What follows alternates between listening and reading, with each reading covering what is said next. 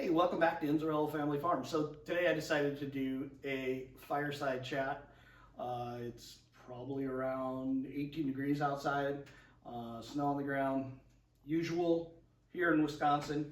But today our channel's changing a little bit, and I thought this would be a great opportunity to sit back and kind of tell you a little bit of who I am, where I've been, how I came to this homestead journey, and what I've learned and some stuff what I learned not to do. I've said before, and I'll say it again, I'm a great example of what not to do sometimes. So learn from my successes, learn from my mistakes. So originally I was born and raised in California, and ended up moving to the mountains. And we were on about a 10-acre plot of land where we were approximately a half hour from where they discovered gold in California. I grew up in a city. With California, we have backyards that are all fenced in. So real small, had a dog, no background in farming, no background in ranching, but I've always felt myself drawn to the farming ranching lifestyle. I do a lot of hunting and fishing, so I was on the farms doing that when folks would grant us permission to hunt, and did a lot of fishing in the Sacramento Delta. So I was always out and about, and always took an interest on like all kinds of stuff, why people did things the way they did them. As time went on, I bought some property, and I should say my addiction started with chickens, like everybody else in the YouTube world that gets into homesteading and farming. And then we eventually got some sheep, and then some of the videos on YouTube talk about chicken math. All of a sudden we had more chickens. At one point I think we had 180 laying hens, and we were selling like, I don't know, 30 to 40 dozen eggs. And we would have probably about 5 to 10 sheep, and then we had more sheep as time went on. Eventually, out in California during the late winter, early spring, early spring, we would start moving a lot of our sheep around on other people's property. We did that because we capitalized on basically some free grass. And California, as probably most of you are well aware, it burns. So would help to mitigate the fire threat. There's a point in California, a lot of people don't know this, it's not all green, lush, and beautiful like a lot of places here in the Midwest. But as the weather warms up, the grass quits growing and then eventually just turns brown, dies. So we would capitalize on the green grass as long as we could, and then we would bring the sheep back home. A lot of times we would lamb pasture out in the pasture on some of these folks' properties, and it worked out well. We had a couple livestock guardian dogs because California has the mountain lions, the bears, and the good old coyotes. So we used a dog to protect our sheep. Eventually we left California. California got really expensive. So we decided that it was time to leave. Stumbled on Wisconsin. It was never on the radar. We were looking, like a lot of folks leave California, Tennessee, Texas, Montana, all that good stuff, and we ended up settling here in Wisconsin. It is a bit colder here than we expected. We just got through with like -29 with wind chill.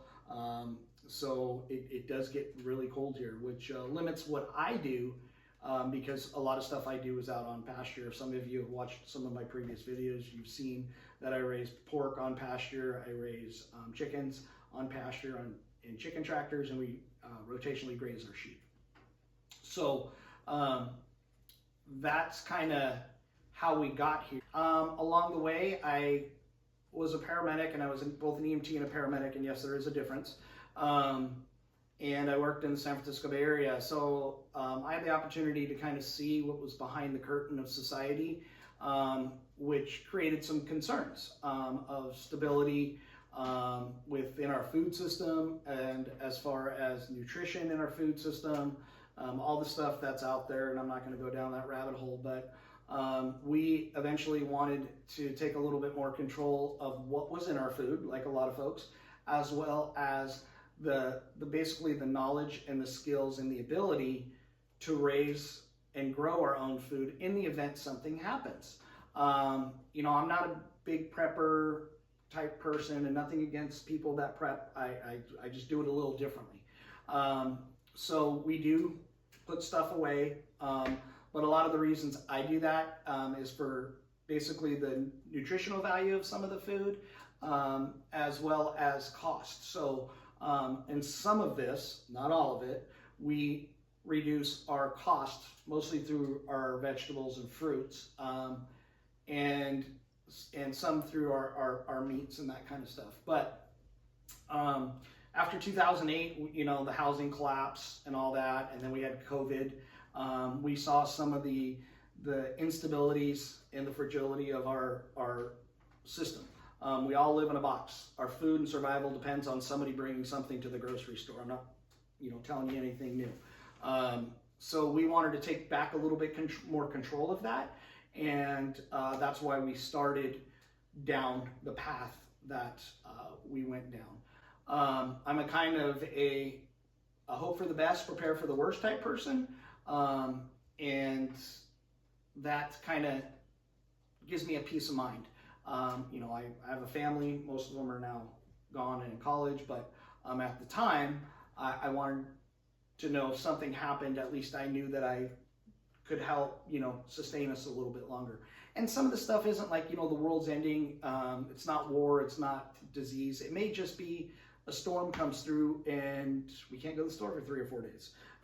You know, the folks right now, as I'm filming this, the South is getting pounded with snow and ice, and it's, you know, limiting some of their mobility. So, yeah, so that's another reason. It doesn't always have to be, you know, wars and viruses and all that stuff. It could just simply be something comes up. You lose your job. You know, wouldn't it be nice to have some food so that you could go down and go into your basement or go into your pantry and know that, hey, I got some stuff to, you know, sustain me a little bit longer until I can come up with a solution. So that's a lot of stuff. And on this channel, I want to go through doing my best to teach you what I've learned. And I jokingly said at the beginning of the video, you know, learn from my mistakes. I will share those with you. I've made a lot of them. Again, I grew up in a city. I didn't grow up on a farm. So I make a lot of them. Luckily, along the way, I've met some wonderful people really before YouTube took off, and were willing to share and help me learn how to raise sheep, chickens, that kind of stuff. I was super intimidated by raising chickens. I laugh at myself now. But you know, if you've never done it, it could be intimidating. Same thing with processing animals. I grew up hunting and fishing. I could, you know, basically skin a deer. I could, you know, clean fish. I could, you know, clean waterfowl. So if you could, you know, skin a deer, it's basically the same thing as a cow and a lamb, a goat, a pig. If you could, you know, basically you can skin a rabbit too. And as far as like chickens and that kind of stuff, if you've done chickens, you can do ducks, you can do geese, there's turkeys. So it's all relatively the same. There's a little differences here and there, but luckily everybody now has YouTube.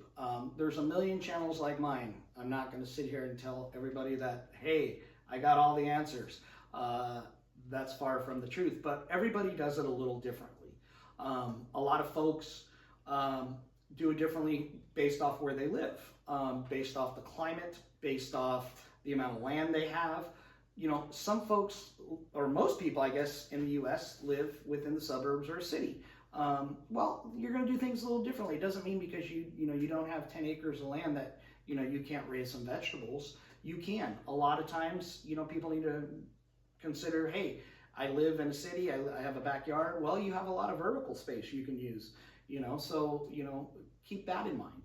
And that stuff we'll go over later on, but I'm just here to share our experience and to help people save some money along the way, create a little bit of security, you don't have to go crazy and, this summer, go out and buy yourself 10 acres, go grab, 50 sheep, 60 laying hens, and, 5 pigs. This is a journey, folks. Little bites of the elephant. The old saying, you eat an elephant one bite at a time. So this is something that you do over time.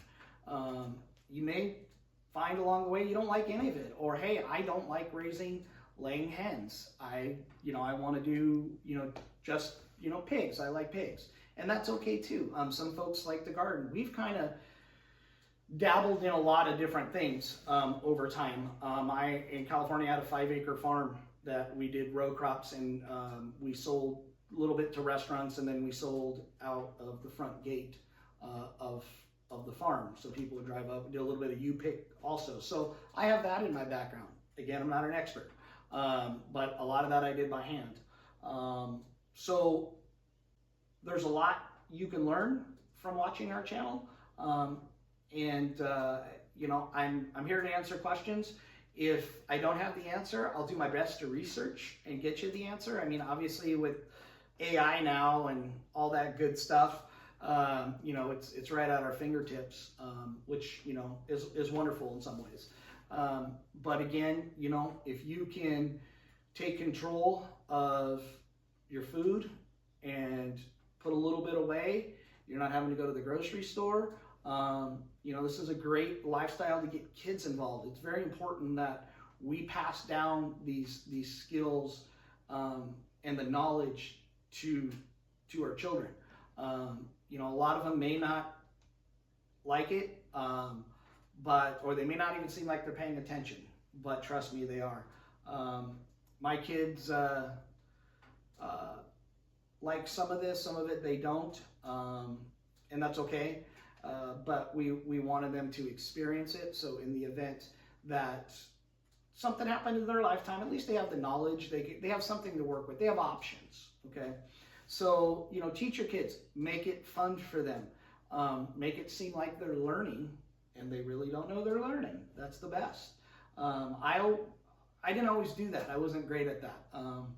I probably could have done a better job at that. So there's something you can learn from me right off the bat. So stay tuned. If you want to see more of this content, make sure that you like and you subscribe. If you're hitting that like button, please hit the subscribe button, and make sure that you manage your time and manage your money. So stay tuned for more.